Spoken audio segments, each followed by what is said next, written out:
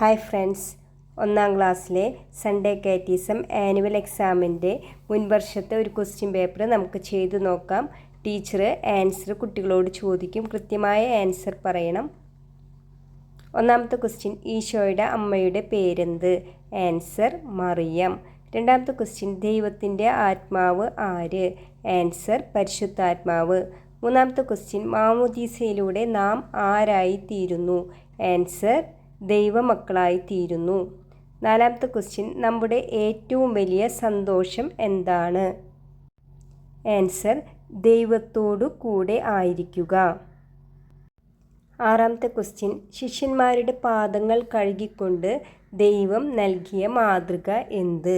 Answer സ്നേഹത്തിൻ്റെയും സേവനത്തിൻ്റെയും മാതൃക. ഏഴാമത്തെ ക്വസ്റ്റ്യൻ, വചനം പറയുക. വിശുദ്ധ ലൂക്ക 1:38, ഇതാ കർത്താവിൻ്റെ ദാസി, നിന്റെ വാക്ക് എന്നിൽ നിറവേറട്ടെ. എട്ടാമത്തെ ക്വസ്റ്റ്യൻ, ദൈവം വസിക്കുന്ന ഭവനമാണ് ദേവാലയം. എന്തിനു വേണ്ടിയാണ് നാം ദേവാലയത്തിൽ പോകുന്നത്? ആൻസർ 47-ാമത്തെ പേജിലുണ്ട് ടെക്സ്റ്റ് ബുക്കിൽ. ദൈവത്തെ ആരാധിക്കാനും ദൈവവചനം കേൾക്കാനും ദൈവത്തോട് പ്രാർത്ഥിക്കാനുമാണ് നാം ദേവാലയത്തിലേക്ക് പോകുന്നത്. ഒൻപതാമത്തെ ക്വസ്റ്റ്യൻ, ഈശോ പഠിപ്പിച്ച പ്രാർത്ഥന ചൊല്ലുക. ഈശോ പഠിപ്പിച്ച പ്രാർത്ഥന ഏതാണ്? സ്വർഗസ്ഥനായ പിതാവേ. ആ പ്രാർത്ഥന എല്ലാ കുട്ടികളും ചൊല്ലണം. പത്താമത്തെ ക്വസ്റ്റ്യൻ, വലിയ കുരിശടയാളം വരയ്ക്കുക.